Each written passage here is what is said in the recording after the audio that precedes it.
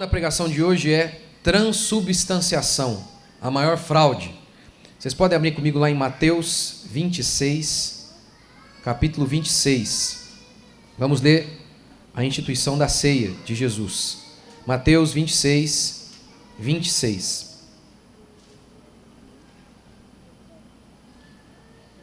E enquanto comiam, Jesus tomou o pão e, abençoando, partiu e deu aos seus discípulos, dizendo: tomai e comei, este pão é o meu corpo. E tomando um cálice, rendeu graças e o deu a eles, dizendo: bebei dele todos, pois isto é o meu sangue, o sangue da aliança derramado em favor de muitos para perdão dos pecados. Mas digo-vos que desde agora não mais beberei deste fruto da videira até aquele dia em que beberei o vinho novo convosco no reino de meu Pai. O que ele quer dizer com isso? A gente está tomando a ceia aqui, não está? É que ele está dizendo: olha, vocês vão tomar, agora vocês vão tomar, mas eu não vou estar presente aqui. Agora, como vocês estão tomando agora, comigo presente, em carne e osso, só na glória.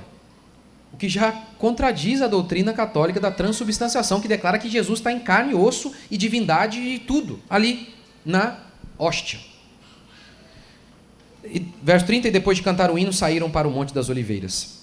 Eu quero tentar mostrar para vocês hoje que ser católico é negar a razão e furar os próprios olhos. Ser católico é ser escravo de homens. A doutrina católica da transubstanciação declara que, no instante em que o padre ora pela hóstia, ela se transforma, ela muda de substância. Daí, de transformação, transubstanciação. Transforma-se a substância. De modo que, no catecismo católico, é declarado o seguinte: o padre ora, literalmente Jesus é transformado ali. Aquele pão se converte literalmente em Jesus Cristo. Ou seja, a Igreja Católica interpreta que as palavras de Jesus: este é o meu corpo, este sangue aqui, este suco é o meu sangue. Eles interpretam que é literal. Em qualquer lugar do mundo, se um homem afirma que uma mulher é uma pedra, esse homem será taxado de irracional. Mas na Igreja Católica, afirmar que Jesus é um pão é o ápice da espiritualidade. Eu quero tentar mostrar para vocês hoje que isso é fraude bíblica, fraude filosófica, e é uma fraude contra os nossos sentidos. E esse é o símbolo do catolicismo, uma fraude que só pode ser crida pelo aniquilamento da razão e da percepção dos nossos próprios sentidos. O catolicismo, portanto, é escravidão. Não somos livres, porque Deus nos dotou de razão e dos sentidos para aferirmos conhecimento, para podermos conferir e checar se algo é verdadeiro ou não. Mas na Igreja Católica nós não podemos usar a nossa razão, nem os nossos sentidos, porque, como disse Inácio de Loyola, fundador dos jesuítas, se os meus olhos virem branco, mas a Igreja Católica falar que é negro, então é negro. Ou seja, ser católico é aniquilar a si mesmo, é aniquilar inclusive os seus sentidos. Você está vendo é um pão, mas se o Papa diz que é Jesus, cale a sua boca, negue o que você está vendo, negue o que o seu paladar sente, negue aquilo que o cheiro de pão, você está sentindo é cheiro de pão, negue todos os seus sentidos e creia naquilo que o Papa está falando. Primeiro princípio, então, que é a definição católica de transubstanciação.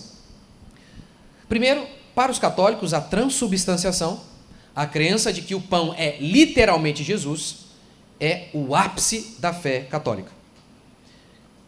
Catecismo Católico, parágrafo 1324. A transubstanciação é fonte e cume de toda a vida cristã, para a qual convergem todos os sacramentos. E aí continua: todo o tesouro espiritual da igreja, isto é, o próprio Cristo, está contido na Eucaristia. Todos os tesouros da Igreja Católica está na hóstia, na ceia, na Eucaristia. Em primeiro lugar, então, para a Igreja Católica, é o ápice da espiritualidade, a doutrina da transubstanciação. Segundo, eles creem que a doutrina é um sacrifício. Catecismo Católico, parágrafo 1367. Neste sacrifício, que se realiza na missa, ou seja, Jesus Cristo foi crucificado lá, mas está sendo crucificado em cada missa. Essa é a crença católica. Neste sacrifício que se realiza na missa, Cristo, que a si mesmo se ofereceu outrora de modo cruento sobre o altar da cruz, agora está contido e é imolado de modo incruento. Ele está sendo imolado, é o que os católicos creem. Quando a Bíblia diz que, quando Jesus fala, está consumado, eu completei minha obra, a Igreja Católica diz que não. Não, ele está sendo sacrificado novamente. Ora, Catecismo Católico, parágrafo 1368. Com ele a própria igreja é oferecida. Essa é a crença católica. Não é apenas Jesus, que é um sacrifício. A igreja também é um sacrifício. Ela une-se à sua intercessão junto do Pai em favor de todos os homens.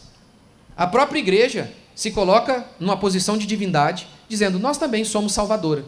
A igreja católica, ela também salva. É por isso que eu tenho dito aqui ao longo dessas pregações, não é apenas o Papa que é um anticristo, porque o anticristo ele se coloca no lugar de Jesus.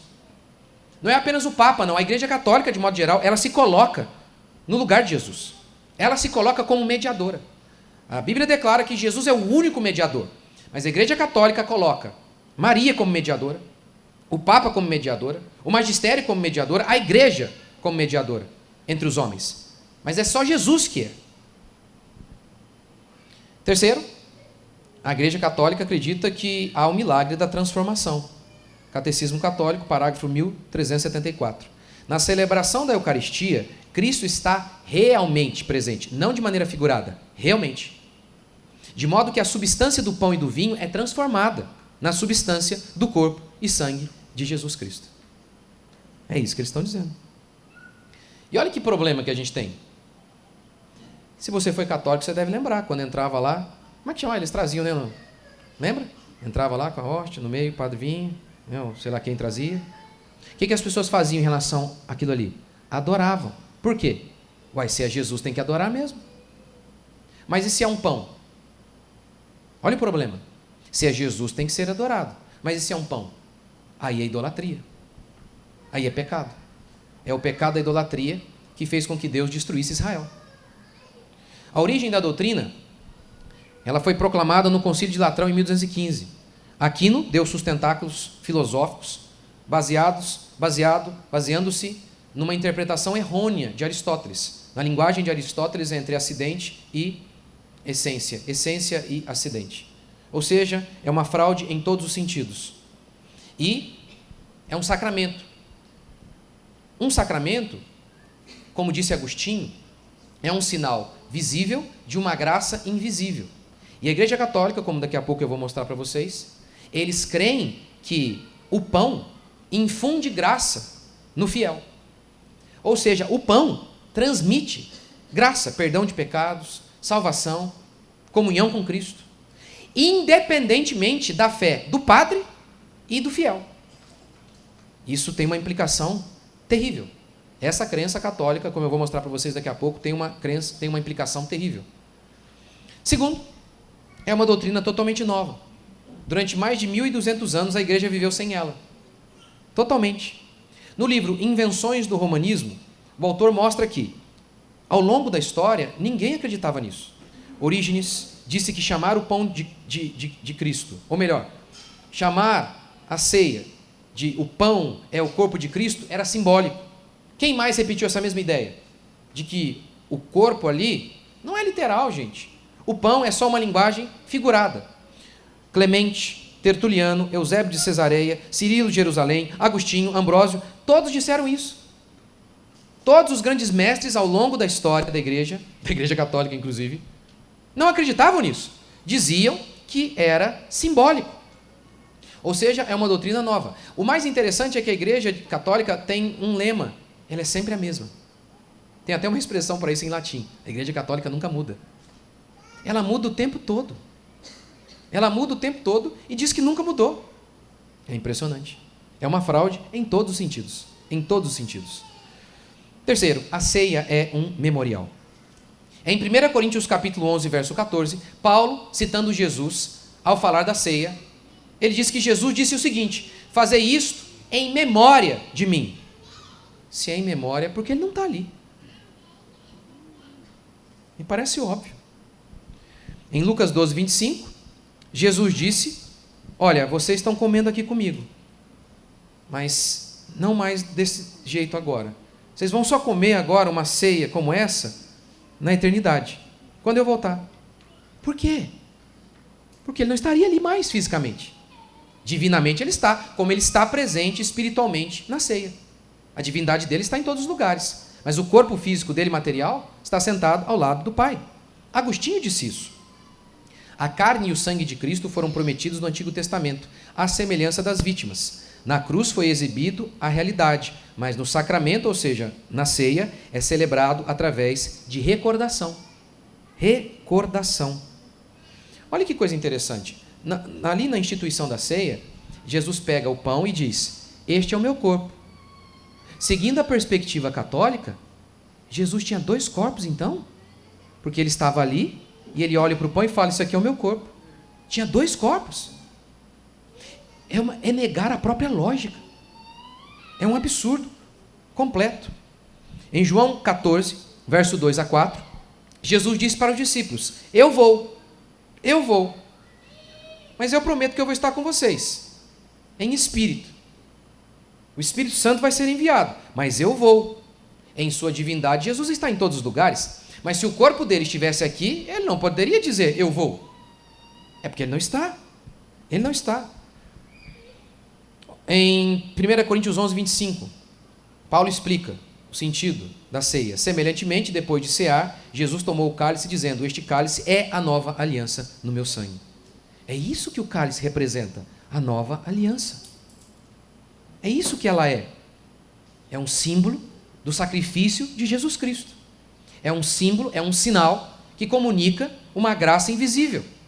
O fato de que Jesus foi crucificado a nosso favor, nos purificando de todo o pecado e entregando o seu corpo para nos dar vida. É isso que a ceia representa. Não é o corpo literal de Jesus que está ali. Jesus também disse que ele é a videira. Jesus também disse que ele é o caminho, ele é a porta. Isso é literal? Óbvio que não. Então é necessário interpretar o texto de maneira literal, quando ele o é, e também de maneira figurada, quando ele o é, quando se utiliza de hipérboles, metáforas e qualquer tipo de linguagem, sentido figurado. Ora, Paulo também em 1 Coríntios 10, 16 fala o significado do pão. Acaso o pão que partimos não é a comunhão do corpo de Cristo? Paulo não diz que o pão é literalmente o corpo de Cristo, mas ele diz que o pão representa a comunhão, o fato de que nós nos unimos, porque a igreja não é o corpo de Cristo? A igreja não é, Jesus não é o cabeça e a igreja não é o corpo de Cristo? Portanto, quando nós nos reunimos para cultuar a Deus e adorá-lo, é isso que a ceia representa. A ceia representa essa comunhão, essa união que nós temos e formamos juntos o corpo de Cristo. Quarto, é uma fraude, filosoficamente falando. Lutero disse que Tomás de Aquino, um dos mestres mais importantes da Igreja Católica, interpretou de maneira errada Aristóteles. Por quê? Porque a doutrina católica da transubstanciação emprega de maneira fraudulenta a linguagem de Aristóteles sobre substância. O que Aristóteles dizia? Há a essência e há o acidente. Essência é aquilo que define algo. É aquela característica que define algo.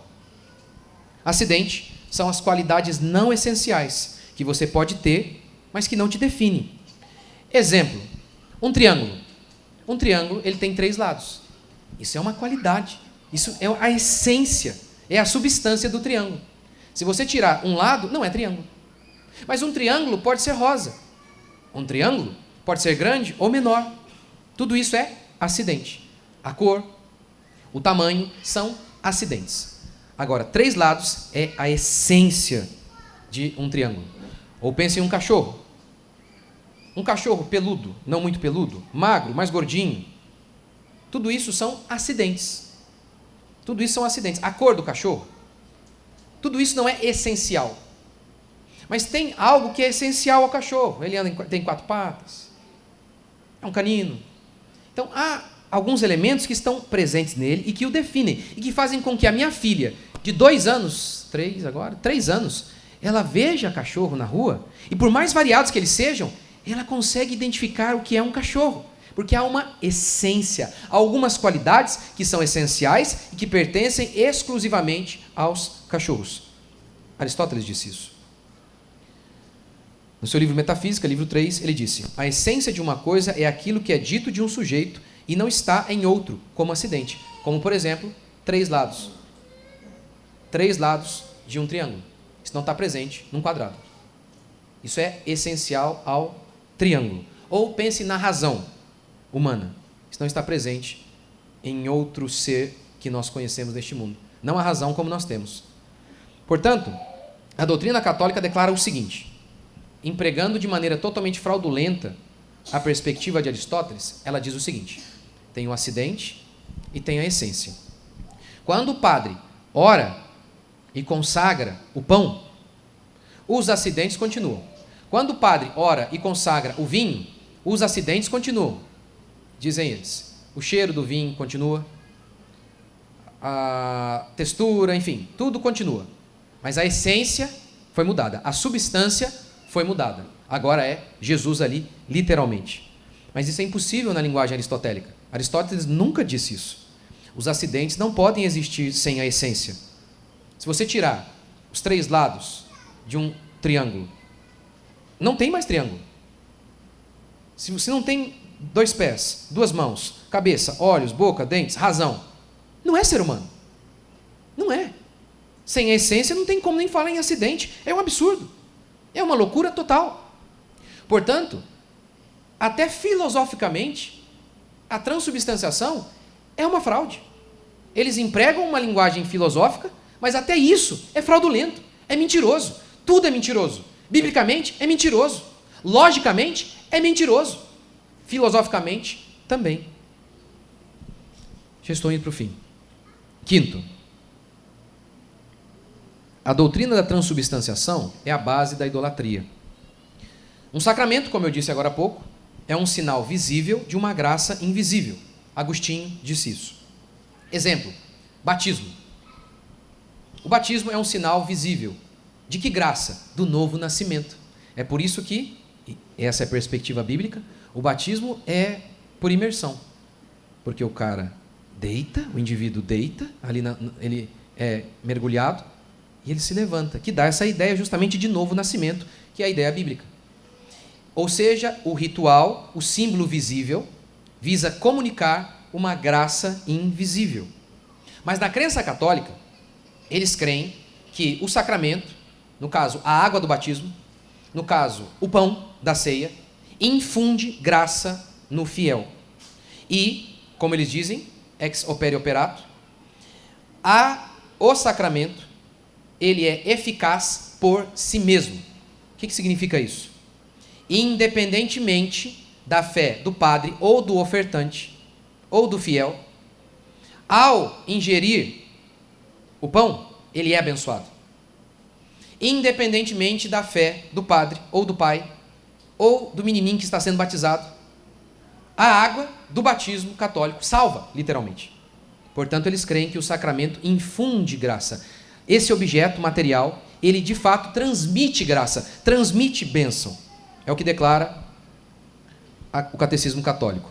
Os sacramentos são eficazes por si mesmos, em virtude da ação de Cristo e da ação do Espírito Santo que atua nos sacramentos, e não somente pelo ato de fé dos fiéis. Independentemente do ato de fé dos fiéis, eles são abençoados. Ora, qual que é a implicação disso? A implicação é o seguinte: se um pedaço de pão literalmente abençoa a minha vida, independentemente da minha fé, por que não um pedaço de gesso não iria abençoar toda a minha casa? É por isso que eles têm tanto medo, que eles falam que não são idólatras, mas eles pegam a imagem, eles têm um contato, cuidado com a imagem, toma cuidado, ai meu Deus, a matéria, o gesso, meu Deus, toma cuidado com o gesso. Por quê? Porque se um pedaço de pão infunde graça, transmite graça, por que não um pedaço de gesso? É por isso que eles dizem que não são idólatras, que eles não atribuem poder à imagem. Mas explique para mim uma coisa: se eles não atribuem poder à imagem, a gente sabe que essa imagem de Nossa Senhora de Aparecida, o que aconteceu com ela? Vocês sabem? Ela quebrou, você lembra disso? O que eles fizeram? Restauraram. Uai, mas se não tem poder na imagem, é só fazer outra. Mas por que restauraram aquela? Tinha que ser aquela. Porque é aquela que fez os pescadores pescarem o milagre. É aquela. Porque eles creem. Eles creem que a matéria por si só transmite bênção. É por isso que creem. Por isso que a água benta. É por isso também que até no meio neopentecostal, já foi na Igreja Universal? Na Igreja Universal, eles têm lá a água benta deles também. Pega lá e joga. Aí tem a rosa ungida. Já viu? A rosa ungida, um dia, parente da minha esposa, não posso revelar o nome. Cheguei na casa dela, estava uma rosa ungida da Universal. 500 pau. 500 conto. Rosa ungida lá. E aí eu falei, o que é isso, fulano? Isso aí é para espantar os males, é para... Todo mal que tiver na casa vai para a rosa. Se tiver algum mal aqui na casa, a rosa seca, ela murcha. Mas ela fora da água, na raiz, ela murcha mesmo. Aí. E estava lá, sequinha, preta já a rosa. E por que eles creem nisso? Porque o sacramento tem poder por si mesmo, independentemente da fé do padre ou do fiel. Não é muito melhor pagar 500 conto por uma imagem, para a imagem abençoar a casa, do que se arrepender de pecado e ter fé em Cristo? É muito melhor pagar pela imagem, pagar pela rosa. Por isso o catolicismo é tão sedutor. Independentemente da minha fé ou não, paguei pela imagem, coloquei em casa, a casa está abençoada. É daí. Olha a implicação dessa crença. É óbvio que ela não estimula a fé e ao arrependimento. É óbvio que ela não estimula a uma vida de santidade. Nós, entretanto, acreditamos que os rituais comunicam verdades espirituais, mas comunicam essa realidade que foi impressa em nós pela fé. Pela fé. É totalmente diferente. O que nos leva a ter fé e andar em santidade. Olha que coisa interessante. Você se lembra que na cruz, ou melhor, na ceia, Jesus deu um pedaço de pão, ou seja, da ceia, que eles dizem, o pão por si só comunica a graça. Que graça? Santifica você, ele perdoa pecado, ele salva. Você lembra que Jesus deu um pedaço de pão para Judas e imediatamente um demônio entrou nele e ele foi entregar Jesus? Lembra disso? E após o bocado, ou seja, um pedaço de pão, que era da ceia, no momento da ceia, imediatamente entrou nele Satanás. Se o pão tivesse esse poder por si só de santificar, meu Deus do céu, ele acabou de ingerir o pão e um demônio acabou de entrar nele. Isso aqui prova. O pão em si, por si só não é opere operato, não transmite graça por si só. Senão teria transmitido a Judas e Judas não teria traído Jesus. Outra coisa interessante é que a Igreja Católica alega chamar médicos para provar os seus milagres. Chame para atestar esse milagre. Porque é um milagre, eles dizem. Eles justificam assim. Não, é um milagre. Mas quem pode conferir esse milagre? Ninguém pode. Todos os milagres de Jesus eram perceptíveis. Todos podiam perceber os milagres. E isso era a prova de que Jesus era o Messias. Agora aqui tem como a gente checar isso? Não tem. Você tem que crer no escuro. Jesus não. Ele não mandou ninguém crer no escuro. Ele deu provas de que ele era o Messias. Quando João perguntou, João estava na cadeia e ele enviou discípulos para perguntar, és tu o Messias? Qual foi a resposta de Jesus? Veja, os cegos veem. Eu mudei a substância. Está vendo? Aqui, ó. Ele não via, agora ele está vendo. Eu mudei ali a pessoa. Ó, os coxos estão andando. Ele estava paralítico, agora ele anda. Tinha gente que estava morta. E agora ela está viva. Houve uma alteração. Foi isso que Jesus disse para João. Eu sou o Messias. Olhe os sinais. Veja a mudança. Vocês podem ver a mudança dos milagres que eu operei. Sexto e último princípio. Ser católico é negar os sentidos. Os milagres de transformação na Bíblia foram percebidos pelos sentidos. Jesus transformou água em vinho. A água deixou de ser água e passou a ser vinho. Moisés recebeu um dom de Deus. Moisés, vá até o povo, pegue esse cajado, jogue o cajado no chão e ele vai se transformar em cobra. E houve uma transformação. E os olhos podiam ver essa transformação. E foi justamente por isso que o povo de Israel creu. Foi por isso, porque eles viram. Para reconhecer os milagres, sempre houve um apelo aos sentidos. Jesus ressuscitou e disse o que para Tomé? Toque em mim.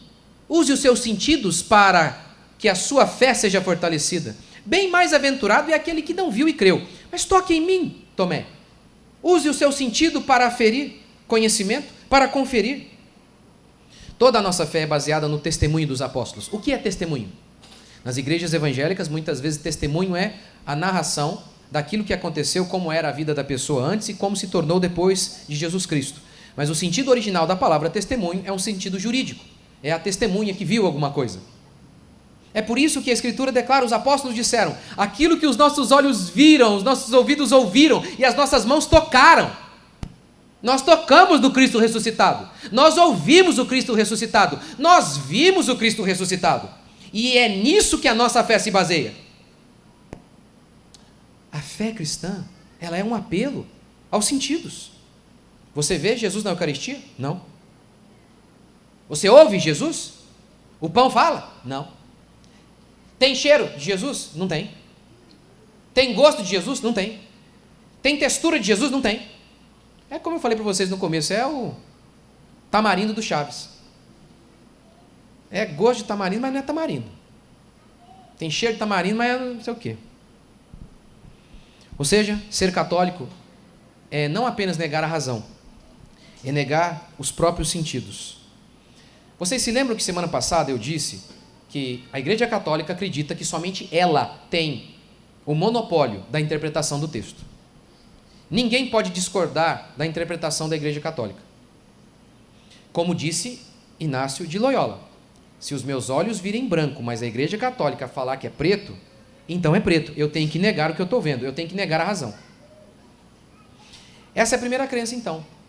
Eu tenho que negar a minha razão, porque se eu estou lendo na Bíblia que não há purgatório aqui na Bíblia, mas a Igreja Católica diz que há, eu tenho que negar a razão e crer aqui. Crer no que a Igreja Católica diz. Eu tenho que negar a razão para ser católico.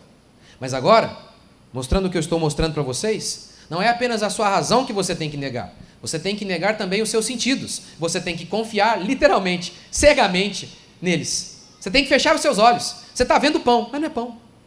É Jesus, dizem eles. Mas eu estou vendo pão. É porque você é um ignorante. Eu é que sei, eu sou o Papa, cala a boca. Em épocas passadas, você seria jogado na fornalha. Ou numa fogueira. Portanto, isso tem a ver com a primeira pregação e todas as outras que eu tenho feito. Na igreja protestante, nós temos um Deus e um dono, que é Jesus Cristo. E nós temos uma regra de fé, que é a Bíblia, que é simplesmente as palavras do Cristo. Na igreja católica, não. Na igreja católica, a gente tem um dono. É o Papa, é o magistério, é o padre. Na igreja protestante, nenhum homem é nosso dono. Nós temos autoridades e nos submetemos a elas. Mas nós sabemos que a autoridade que essas autoridades possuem vem de Deus. E eles não podem dizer aquilo que é contrário à Escritura, porque a Escritura é a nossa maior autoridade. É dela que procede a nossa autoridade. Na Igreja Católica não é assim. Na Igreja Católica, nós temos que crer cegamente contra nossa razão e nossos sentidos naquilo que a Igreja diz. Isso é escravidão. Isso é escravidão. Mas a Escritura declara que para a liberdade Cristo nos libertou. Alguém já um dia disse, se Cristo não for o nosso Senhor, se nós não nos submetermos a Cristo, ditadores vão nos governar.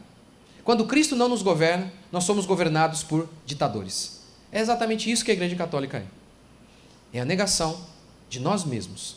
É a aniquilação de nós mesmos. Nós que fomos feitos à imagem e semelhança de Deus, que fomos redimidos, e o Novo Testamento declara que nós todos somos sacerdotes. Mas a Igreja Católica diz que não, só os padres são sacerdotes. Que todos vocês, não importa que seja óbvio, não importa que os seus sentidos estejam apontando para algo, vocês precisam negar tudo isso e seguir aquilo que a Igreja Católica declara. É por isso que eu não sou católico. Eu tenho, sim, algemas, mas são as algemas de Cristo, como disse Paulo. Eu sou servo de Cristo e não de homem algum. Vamos ficar de pé?